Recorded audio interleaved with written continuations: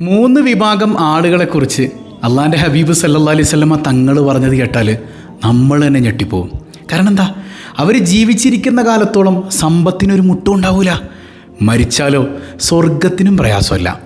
ജീവിച്ചിരിക്കുന്ന കാലത്തോളം സന്തോഷം, മരിച്ചാൽ പിന്നെ സ്വർഗം. അങ്ങനെ ചില ആളുകളുണ്ട്. അതിപ്പോൾ വലിയ ഔലിയാക്കൾക്കല്ലേ ഞങ്ങൾക്ക് പറ്റുമെന്ന് ചിന്തിക്കുന്നവരുണ്ടാവും. നമ്മളെ കൊണ്ട് പറ്റുന്ന 2-3 കാര്യങ്ങൾ ചെയ്താൽ മതി. സിമ്പിളായ, വളരെ വളരെ സിമ്പിളായി ചെയ്യുന്നൊരു കാര്യം ചിലപ്പോൾ നമ്മൾ ചെയ്യുന്നുണ്ടാവും. പക്ഷെ ഞാൻ ഈ പറയുന്ന ബോധ്യത്തിൽ മനസ്സറിഞ്ഞൊന്ന് ചെയ്താൽ നമ്മുടെ കുടുംബത്തിൽ പിന്നെ ടെൻഷനില്ല കേട്ടോ, നമുക്ക് സാമ്പത്തിക പരാധീനതയില്ല, ഒരാളുടെ മുമ്പിൽ കൈ നീട്ടേണ്ടി വരില്ല കേട്ടോ. നിങ്ങൾ റെഡിയാണോ? നാം മരിച്ചാലോ നേരെ സ്വർഗം കിട്ടും. സ്വർഗത്തിൽ കടന്നു എന്നാണ് സല്ലല്ലാഹു അലൈഹി വസല്ലമ തങ്ങൾ പറഞ്ഞത്. ഏതാണ് ആ 3 വിഭാഗം? നമ്മളൊന്ന് പഠിക്കണ്ടേ? ആ 3 കാര്യങ്ങൾ ഏതാണ്? ലൈഫിലൊന്ന് അപ്ലൈ ചെയ്യണ്ടേ? 1000 രൂപ സമ്മാനമായി ലഭിക്കുന്ന ചോദ്യം വീഡിയോയിലുണ്ട്, മുഴുവനായി കാണുക, ഉത്തരം കമൻറ്റ് ചെയ്യുക, നാമുമായി ബന്ധപ്പെട്ട എല്ലാവർക്കും എത്തിച്ചു കൊടുക്കുക. അള്ളാഹു ഖൈറും ബറക്കത്തും നൽകി അനുഗ്രഹിക്കുമാറാകട്ടെ. അസ്സലാമു അലൈക്കും വറഹ്മത്തുള്ളാഹി വബറകാതുഹു. എന്തൊക്കെയുണ്ട് എല്ലാവരുടെയും വിശേഷം? സന്തോഷമല്ലേ? എവിടെ പുഞ്ചിരിച്ചു കൊണ്ടൊരു ഹംദ് പറഞ്ഞ് ആ ചിരിയൊക്കെ ഒന്ന് വിടരട്ടെ. സ്വബാഹുൽ ഖൈറിൽ പുഞ്ചിരിച്ചില്ലെങ്കിൽ പിന്നെ എപ്പം ചിരിക്കാനാണ്? കെട്ടിയവനോട് പിണങ്ങിയിട്ട് ഇന്നലെ രാത്രി ഉറക്കത്തിൻ്റെ ഇടയിൽ കിടന്ന് പിച്ചുമ്പയും പറഞ്ഞവർ, അങ്ങനെ തുടങ്ങി ഭാര്യയോട് പിണങ്ങിയവർ, കുടുംബത്തിൽ പ്രശ്നങ്ങളുള്ളവർ, സാമ്പത്തിക പരാധീനതയുള്ളവർ, കടക്കണിയിൽപ്പെട്ടവർ, പ്രസവം അടുത്തവർ, മാറ്റവർ, ആരും ആയിക്കോട്ടെ. എടാ, എന്ത് പ്രശ്നം റെഡിയാകാനായിട്ട് മനസ്സറിഞ്ഞൊരു അൽഹംദുലില്ലാ പറഞ്ഞാൽ മതി. ഒന്ന് ചിരിച്ചേ, അൽഹംദുലില്ലാഹി റബ്ബിൽ ആലമീൻ. പടച്ചോനെ, ഈ ഹംദിൻ്റെ ബർക്കത്തുകൊണ്ട് നല്ല ഹാപ്പിയസ്റ്റ് ലൈഫ് തന്ന് ഞങ്ങളെ നീ അനുഗ്രഹിക്കണേ അല്ലാ. നീയല്ലാതെ ആരോ പടച്ചോനെ ഞങ്ങൾക്കുള്ളത്? ഞങ്ങൾക്ക് സന്തോഷം തരാൻ നീയല്ലാണ്ട് ആരാണ് റബ്ബേ? നീ ഞങ്ങൾക്ക് റാഹത്തായ ജീവിതം നൽകി അനുഗ്രഹിക്കണേ തമ്പുരാനെ. സ്വർഗത്തിൽ പോകാൻ എല്ലാവർക്കും കൊതിയില്ലേ? കൊതിയുണ്ടോ? എന്നുണ്ടെങ്കിൽ പറഞ്ഞു, ഇല്ലെങ്കിൽ നരകത്തിൽ പോയാൽ മതിയോ? സ്വർഗം ഇല്ലേ? അള്ളാഹുവിനെ തൃപ്തിപ്പെട്ടാൽ അവർക്ക് ജന്നറ്റാൻ അല്ലേ? അവർക്ക് 2 സ്വർഗം ഉണ്ടെന്ന് പരിശുദ്ധ ഖുർആൻ പഠിപ്പിക്കുന്നുണ്ട്. 2 സ്വർഗം എന്ന് പറഞ്ഞാൽ നാളെ പരലോകത്തിൽ ചെല്ലുമ്പോൾ 2 സ്വർഗം കിട്ടിയിട്ട് എന്തിനാ? ഒറ്റ സ്വർഗത്തിൽ തന്നെ നമ്മൾ ചോദിക്കണതൊക്കെ കിട്ടൂലേ? പിന്നെ ഏതാ 2 സ്വർഗം? ഒരു സ്വർഗം അത് ദുനിയാവാണ്. ദുനിയാവ് സ്വർഗമായ പിന്നെ ടെൻഷൻ ഉണ്ടാവൂടാ? ടെൻഷൻ ഉണ്ടാവില്ല. വല്ല പരാധീനത ഉണ്ടാവുമോ? ഇല്ലാന്നേ. കുറച്ച് കാര്യങ്ങൾ, 2-3 കാര്യങ്ങൾ ചിന്തിച്ചാൽ മതി, ശ്രദ്ധിച്ചാൽ മതി. നമുക്ക് ദുനിയാവും സ്വർഗാവും ആഖിറവും സ്വർഗാവും. ആരാ പഠിപ്പിക്കണേ? ഹബീബ് റസൂലുള്ളാഹി സ്വല്ലല്ലാഹി അലൈഹി വസല്ലം. ഇങ്ങനെയൊക്കെ ഔലിയാക്കൾക്കല്ലേ എന്നാണ്. അങ്ങോട്ടൊന്നും എത്തിയില്ലെങ്കിലും 2-3 കാര്യങ്ങൾ അള്ളാഹ്ക്ക് വേണ്ടി ഒന്ന് ചെയ്താൽ, വളരെ വളരെ സിമ്പിളായിട്ടുള്ള കാര്യങ്ങൾ ചിലപ്പോൾ നമ്മൾ ചെയ്യുന്നതായിരിക്കും, എന്നാലും ഈ ബോധ്യത്തിൽ അള്ളാഹ്ക്ക് വേണ്ടി എന്നുള്ള ബോധ്യത്തിൽ ഒന്ന് ചെയ്ത് നോക്കിയേ, ലൈഫ് സെറ്റാണ്. റെഡിയല്ലേ? നിങ്ങൾ പഠിച്ചാലോ? ലോകത്തിൻ്റെ നേതാവ് സല്ലല്ലാഹു അലൈഹി വസല്ലം തങ്ങളെ 2-3 കാര്യങ്ങൾ പഠിപ്പിക്കുന്നുണ്ട്. വളരെ രസകരമാണ് കേട്ട. ഇതായിരുന്ന എന്ന് നമ്മൾ ചിന്തിച്ചു. അതായത് ദുനിയാവിൽ സാമ്പത്തിക പരാധീനത ഉണ്ടാവില്ല, ആഖിറത്തിൽ സെറ്റ് സ്വർഗം കിട്ടും. പഠിക്കാം നമുക്ക്. ലോകത്തിൻ്റെ നേതാവ് സല്ലല്ലാഹു അലൈഹി വസല്ലം തങ്ങൾ പഠിപ്പിക്കുന്ന സലാസത്തുൻ 3 വിഭാഗം. ഇമാം ബുഖാരി അവിടുത്തെ അദബുൽ മുഫ്രദ് എന്ന് പറയുന്ന ഹദീസിൻ്റെ കിതാബിൽ ഉദ്ധരിച്ചിട്ടുണ്ട്. 3 വിഭാഗം ആളുകൾ, കുല്ലുഹും അല്ലാഹിനത്തുൻ അലല്ലാഹ്, അവർ പടച്ചോൻ്റെ ഉത്തരവാദിത്വത്തിലാണ്. പടച്ചോൻ്റെ ഉത്തരവാദിത്വം കിട്ടുന്ന 3 ആളുകൾ. എൻ്റെ പുള്ള എൻ്റെ ഉത്തരവാദിത്തത്തിലാണെന്ന് പറഞ്ഞാൽ പിന്നെ എൻ്റെ പുള്ളക്ക് പേടിയുണ്ടാവില്ല. കാരണം എന്താ? വാപ്പിയുടെ സപ്പോർട്ട് എനിക്കുണ്ട്. എന്നാലും നമ്മളെ കൊണ്ട് എല്ലാ സമയത്തും പിള്ളേരെ സംരക്ഷിക്കാൻ പറ്റുമോ? അങ്ങനെയല്ലേ പല മക്കളും പല കെണിയിലും പെട്ടുപോണത്. അള്ളാഹു കാത്തുരക്ഷിക്കട്ടെ. എന്നാൽ പടച്ചോൻ്റെ ഉത്തരവാദിത്തമാണെങ്കിൽ നമ്മൾ പിന്നെ പേടിക്കാനുണ്ടോ? ഈ 3 കാര്യങ്ങൾ നമ്മുടെ ലൈഫിലുണ്ടോ? സെറ്റാണ്. അള്ളാഹ് നമ്മുടെ കാര്യങ്ങൾ ഏറ്റെടുക്കും. അതിലപ്പുറം നമുക്കെന്താ വേണ്ടത് അല്ലേ? അതായത് നമ്മൾ ജീവിച്ചിരിക്കുന്നിടത്തോളം സാമ്പത്തികമായ ടെൻഷൻ ഉണ്ടാവില്ല, ഒരുത്തൻ്റെ മുമ്പിൽ കൈ നീട്ടേണ്ടി വരില്ല, ദുരിതം കിടന്ന് നരകിക്കുന്നൊരവസ്ഥ വരില്ല. മരിച്ചാലോ അവർക്ക് സ്വർഗമുറപ്പാണ്. ഹബീബ് റസൂലുള്ളാഹി വഇൻമാത്ത്, അവർ മരിച്ചാൽ ദഖലൽ ജന്ന എന്ന നബി തങ്ങൾ പഠിപ്പിച്ചത്. സ്വർഗം കിട്ടിയേക്കുന്നൊന്നുമല്ല, സ്വർഗത്തിൽ പ്രവേശിച്ചു. ദഖലൽ ജന്ന, സ്വർഗത്തിൽ കടന്നു മുത്തുനബി സല്ലല്ലാഹു അലൈഹി വസല്ലം. ഏതാണത്? പഠിച്ചാലോ? റെഡിയല്ലേ? അപ്പോൾ ഒന്നാമത്തത്, മൻ ദഖല ബൈതഹു ബിസലാമിൻ വഹുവ ളാമിനത്തുൻ അലല്ലാഹ്. ഇതാണ് ഉസ്താദെ വലിയ കാര്യം. എന്താണ്? ആരെങ്കിലും വീട്ടിൽ പ്രവേശിക്കുമ്പോൾ സലാം പറഞ്ഞ് കയറിയാൽ അവൻ അള്ളാഹുവിൻ്റെ സംരക്ഷണത്തിലാണ്. നിങ്ങൾക്കിത് പിടികിട്ടിയോ? എന്നിട്ട് പഠിച്ചു ഉസ്താദ്, എൻ്റെ കെട്ടിയവൻ ഇന്നലെ സലാം പറഞ്ഞുള്ള വീട്ടിൽ കയറിയതെന്നെത്തി, ഞങ്ങൾക്ക് അങ്കടവും ഗുരുതല്ലാണ്ട് ഒന്നുമില്ല. ഈ പരിപാടി നിർത്തിക്കൊള്ളണം. എടാ, അതൊരൊറ്റ വിഷയമുള്ള, അതായത് നമ്മളെല്ലാവരും ആരാണ്? പടച്ചോൻ്റെ സൃഷ്ടിയാണ്. ഈ ബോധ്യത്തിൽ അള്ളാഹ്ക്ക് വേണ്ടി സലാം പറയണം. ഇങ്ങനെയല്ല നമ്മൾ സലാം പറയണത്. ഭർത്താവിൻ്റെ മനസ്സിലുള്ളത് ഭാര്യ എൻ്റെ ഉടമസ്ഥതയിലുള്ള എൻ്റെ അടിമയാണെന്ന് ഉള്ളിൻ്റെ ഉള്ളിൽ കിടന്ന് പറയുന്നുണ്ട്. ഭർത്താവിനോടാണെങ്കിലും നമുക്ക് വലിയ വിധേയത്വമൊന്നുമില്ല. അങ്ങനെ ഒരു ഹൽക്കുള്ള സംഗതിയൊന്നും നമ്മുടെ മനസ്സിലില്ല. രണ്ടും പടച്ചോൻ്റെ സൃഷ്ടികളാണ്. ആ പടച്ചോൻ്റെ സൃഷ്ടിയെ വേദനിപ്പിച്ചാൽ അള്ളാഹ് എന്നോട് ചോദിക്കും, ഞാൻ അള്ളാഹിൻ്റെ സൃഷ്ടി എനിക്ക് പടച്ചോൻ തന്ന അമാനത്താണ്. എൻ്റെ കെട്ടിയോളം ആരാ? എൻ്റെ റബ്ബ് തന്ന അമാനത്താ. എൻ്റെ പിള്ളേരാരാ? എൻ്റെ റബ്ബ് തന്ന അമാനത്താ, സൂക്ഷിപ്പ് സ്വത്താ. എൻ്റെ ഭർത്താവ് ആരാ? എൻ്റെ പടച്ചോൻ തന്ന സമ്മാനം എനിക്ക്. അവരെ ഞാൻ വേദനിപ്പിച്ചാൽ എൻ്റെ റബ്ബിനെ വേദനിപ്പിക്കണതിന് തുല്യാണത്. മനസ്സിലായെങ്കിൽ ആ ബോധ്യത്തിൽ അള്ളാഹ്ക്ക് വേണ്ടിയിട്ട് വീട്ടിലേക്ക് കയറി വരുമ്പോൾ എന്തൊക്കെ ടെൻഷൻ നിങ്ങളുടെ മനസ്സിലുണ്ടെങ്കിലും വീട്ടിലേക്ക് കയറാൻ നേരത്ത് അസ്സലാമു അലൈക്കും വറഹ്മത്തുള്ളാഹി, അവിടെ മുഖത്തോട്ടൊക്കെ ഇട്ടൊന്ന് ചിരിക്കുന്നേ, ഒന്ന് ചിരിക്കടാ, മനസ്സൊന്ന് ചിരിക്കുക. ആ ചിരി മതിയല്ലോ, എല്ലാ ടെൻഷനും നീങ്ങൂലേ. ലോകത്തിൻ്റെ നേതാവ് സയ്യിദുനാ റസൂലുള്ളാഹി സ്വല്ലല്ലാഹു അലൈഹി വസല്ലം തങ്ങൾ പഠിപ്പിച്ചിരുന്ന ഒരു സൈക്കോളജിക്കൽ ട്രീറ്റ്മെൻറ്റാണത്. സൈക്കോളജിക്കൽ ട്രീറ്റ്മെൻറ്റും കൂടെയാണ്. ഇനി കയറി വരുമ്പോഴത്തേനൊന്ന് ഹഗ് ചെയ്യാൻ പറ്റും, അടിപൊളിയാണ്.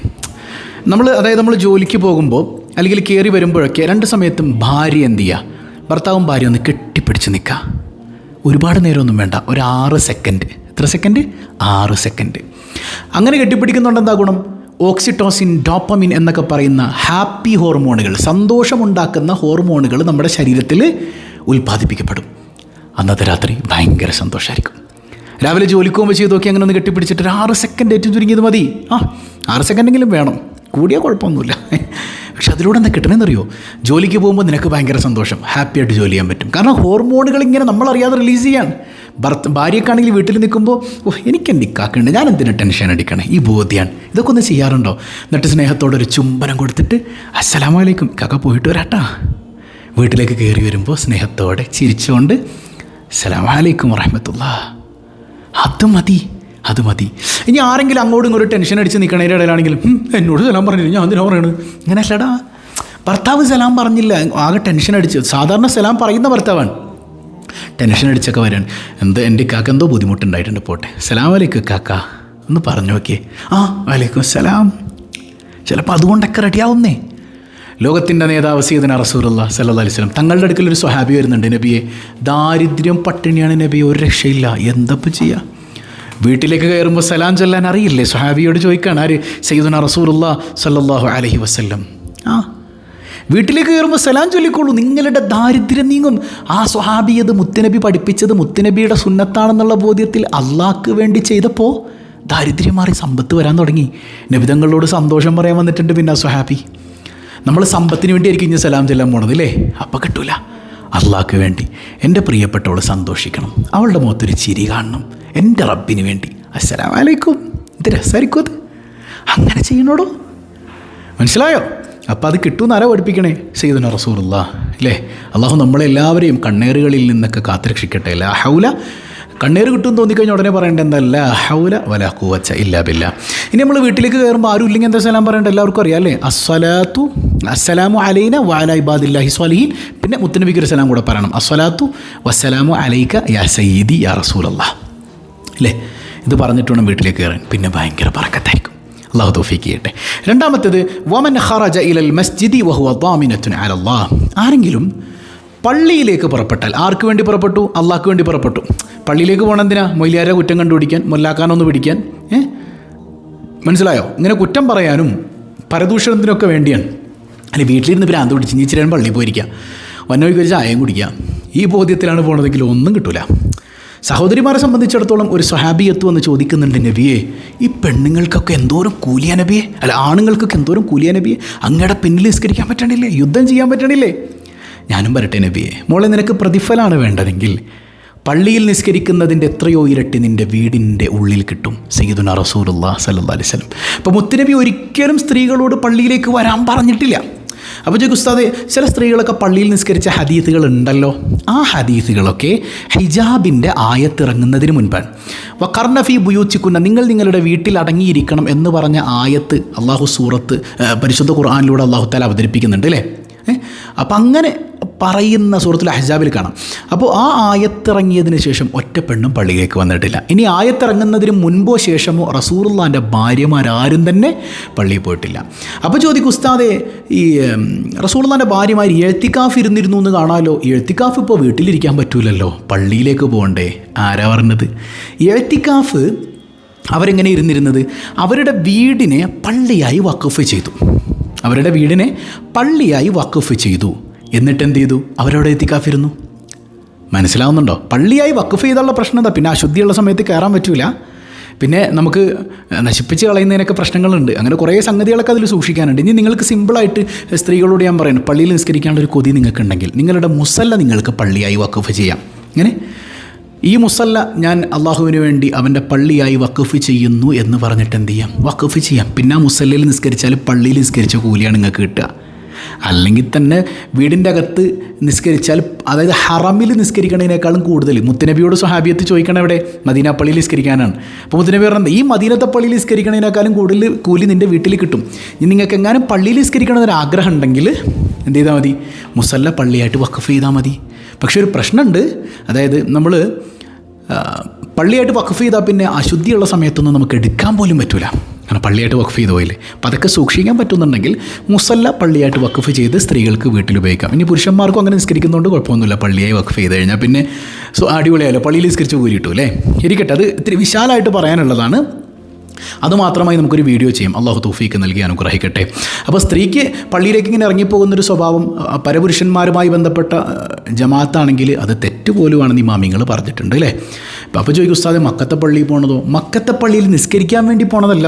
നമ്മളവിടെ കാബ തവാഫ് ചെയ്യാൻ പോണതാണ്. തവാഫ് ചെയ്യാൻ പോകുന്ന കൂട്ടത്തിൽ നമ്മൾ നിസ്കരിക്കുന്നു. നിസ്കരിക്കാൻ വേണ്ടി ഇറങ്ങിപ്പോകുന്നതിനേക്കാൾ നല്ലത് മുത്തുനബിയോട് ആ സ്ത്രീ ചോദിച്ചില്ലേ, അവൾ റൂമിൽ നിസ്കരിക്കലാണ് ഏറ്റവും നല്ലത്. മനസ്സിലായോ? മുത്തുനബി പഠിപ്പിച്ചതിനേക്കാളും വലുതാണ് എനിക്ക് മക്കത്തെ പള്ളിയിൽ നിസ്കരിക്കാൻ. മുത്തുനബി പഠിപ്പിച്ചെന്താ? ഈമാനുള്ള പെണ്ണുങ്ങളൊക്കെ അങ്ങനെയാണ്. അല്ലാത്തവർക്ക് ഇപ്പം അതൊന്നും വലിയ കാര്യമല്ല. മൊയ്ലിയക്കന്മാർ സ്ത്രീകളെ പള്ളി, ശരിക്കും നിങ്ങൾ ചിന്തിച്ച് നോക്കിയേ, ഉസ്താദന്മാർക്ക് ശരിക്കും പെണ്ണുങ്ങൾ പള്ളിയിലോട്ട് വന്നതല്ലേ നല്ലത്? കാരണം അവർ പറയണ പോലെ ആണെങ്കിൽ നല്ല വരുമാനം കിട്ടാൻ പെണ്ണുങ്ങളല്ലേ സ്വർണ്ണമൊക്കെ ഒരു ബക്കറ്റിലിടുക ഇല്ലേ? ആണുങ്ങൾ വല്ലതും ഇടുമോ ബക്കറ്റിൽ? കുറവല്ല. പെണ്ണുങ്ങൾ ആത്മാർത്ഥമുള്ളവരാണ്. അവർ കൂടുതൽ ഹദിയ പള്ളിയിലേക്കൊക്കെ ചെയ്യാൻ പറ്റിയവരാണ്. ഇവർ പറയുന്ന വാദപ്രകാരം ഉസ്താദന്മാർ അങ്ങനെയല്ലേ ചെയ്യേണ്ടത്? പക്ഷെ ഉസ്താദന്മാർക്ക് ദീനാണോ വലുത്? അഹ്ലുസുന്ന വൽ ജമാഅ എന്ന ദീനാണ് വലുത്. സ്ത്രീക്ക് വീടാണ് ഉത്തമം എന്ന് റസൂല് പഠിപ്പിച്ചാൽ പിന്നെ ഉത്തമത്തിനേക്കാൾ എതിരായ ഉത്തമം കുറഞ്ഞ പള്ളിയിലേക്ക് പെണ്ണിനെ കൊണ്ടുപോകാൻ പാടില്ല. അത് മുത്തുനബി പഠിപ്പിച്ചതിനെതിരാണ്. എന്നാൽ പുരുഷന് ഉത്തമം പള്ളിയാണെന്ന് പറയുമ്പോൾ അവനെ വീട്ടിൽ നിസ്കരിക്കാൻ പറയാനും പാടില്ല. രണ്ടും രണ്ടായി തന്നെ മനസ്സിലാക്കണം. അള്ളാഹു തൗഫീക്ക് നൽകി എനിക്കിട്ട്. അങ്ങനെ ഇറങ്ങി അള്ളാഹ്ക്ക് വേണ്ടി പോകുന്ന ആളുകളാണെങ്കിൽ, അപ്പോൾ ഞങ്ങളിങ്ങനെ എൻ്റെ കെട്ടിയവനൊക്കെ പോകണ്ടല്ലോ, പോക്ക് അള്ളാഹ്ക്ക് വേണ്ടി ആവില്ല, കുറ്റം കണ്ടുപിടിക്കാനൊക്കെ ആയിരിക്കും. അപ്പോൾ പറഞ്ഞു കൊടുക്കണം, നിങ്ങൾ അള്ളാഹ്ക്ക് വേണ്ടി നിസ്കരിക്കാൻ പോകും, അവിടെ ഫിത്തിനെയും ഫസാദിനൊന്നും നിൽക്കല്ലേ, എന്നിട്ട് അള്ളാഹ്ക്ക് വേണ്ടി വീട്ടിലോട്ട് വാ, അടിപൊളിയാവും. അള്ളാഹ് ദുനിയാവിൽ അടിപൊളിയാക്കും, മരിച്ചാലും സ്വർഗം കൊടുക്കും ഇല്ലേ? കൽബ് അവൻ്റെ കൽബ്, ഹബീബ് സല്ലല്ലാഹു അലൈഹി വസല്ലം തങ്ങൾ പറയുന്നുണ്ട്, കൽബ് പള്ളിയായിട്ടൊരു മുഅല്ലഖ് ഇല്ലേ, ഒരു ബന്ധം അവൻ്റെ കൽബ് പള്ളിയുമായിട്ടുണ്ടെങ്കിൽ അങ്ങനെയുള്ളൊരു ചെറുപ്പക്കാരൻ, അവൻ അർശിൻ്റെ തണലുണ്ടെന്ന് മുഹമ്മദ് മുസ്തഫ സല്ലല്ലാഹു അലൈഹി വസല്ലം. നിങ്ങളുടെ കൽബിലും പള്ളിയോട് സ്നേഹം ഉണ്ടെങ്കിൽ വലിയ വലിയ പ്രതിഫലമാണ് നിങ്ങൾക്ക് കിട്ടുക. അർശിൻ്റെ തണലാണ്. അൽഹംദുലില്ലാഹ്. എന്തിനും പള്ളിയുടെ ഒരു കാര്യം വന്ന സന്തോഷം. അങ്ങനെയുള്ളവരിൽ അള്ളാഹു നമ്മെ ഉൾപ്പെടുത്തട്ടെ. ഇനി മൂന്നാമത്തേത്, വമൻ ഖറജ ഫീ സബീലില്ലാഹ് വഹുവ ളാമിനത്തുൻ അലല്ലാഹ്. അള്ളാഹിൻ്റെ മാർഗ്ഗത്തിൽ ഇറങ്ങിയാൽ, എന്തിനൊക്കെ അള്ളാഹിൻ്റെ മാർഗ്ഗത്തിൽ ഇറങ്ങാം? അള്ളാഹിൻ്റെ മാർഗ്ഗത്തിൽ യുദ്ധത്തിനിറങ്ങിയാൽ അവൻ അള്ളാഹുവിൻ്റെ സംരക്ഷണത്തിലാണ്. അവനൊരിക്കലും സാമ്പത്തിക അഭിവൃദ്ധിയോ, അതായത് ബറക്കത്ത് കുറയൂല, സമാധാനം ഉണ്ടാവും, ഉള്ളതിൽ തൃപ്തിപ്പെട്ട് ജീവിക്കാൻ പറ്റും. ഒരുത്തൻ്റെ മുമ്പിൽ കൈനീട്ടി ഇരക്കേണ്ടി വരില്ല. കടമൊക്കെ അങ്ങോട്ടും ഇങ്ങോട്ടൊക്കെ മേടിക്കാം, മനുഷ്യന്മാരാണ് വാങ്ങിക്കും, പക്ഷേ ഇരക്കേണ്ടി വരില്ല. ഒരിക്കലും അങ്ങനത്തെ ഒരു അവസ്ഥ ഉണ്ടാവില്ല. പട്ടിണി ഉണ്ടാവില്ല, ഭക്ഷണത്തിന് മുട്ടുണ്ടാവില്ല അല്ലേ? അതിൽ മരിച്ചാൽ പിന്നെ സ്വർഗം. കാരണം ഇവൻ അള്ളാഹ്ക്ക് വേണ്ടിയാണ് ചെയ്തത്, നാട്ടുകാരെ കാണിക്കാനല്ല, കൂലിയിട്ടാനല്ലടാ, അള്ളാഹുടെ ഇഷ്ടത്തിന് വേണ്ടിയിട്ട്. കൂലിയൊക്കെ അവിടെ കട്ടെ, അള്ളാഹിനെ കിട്ടാനാണ് ചെയ്തത്. അങ്ങനെയുള്ളവരിൽ അള്ളാഹു നമ്മെ ഉൾപ്പെടുത്തി അനുഗ്രഹിക്കുമാറാകട്ടെ.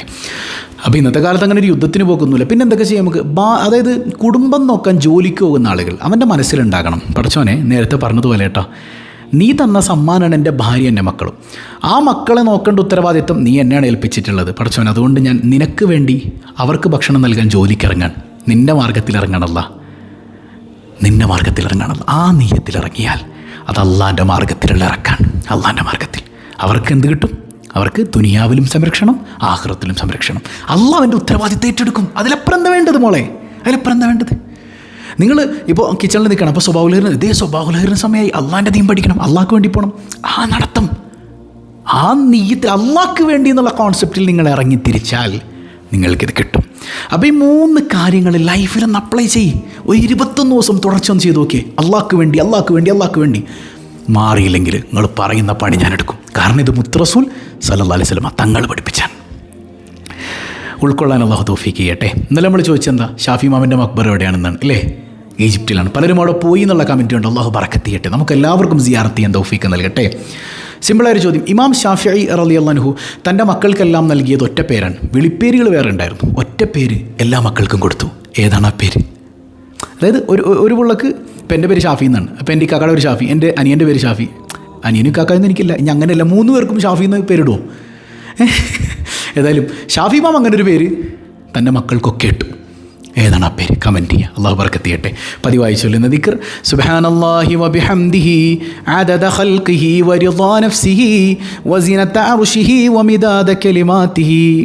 സുബ്ഹാനല്ലാഹി വബിഹംദിഹി അദദ ഖൽഖിഹി വറിളാ നഫ്സിഹി വസിനത അർശിഹി വമിദാദ കലിമാതിഹി.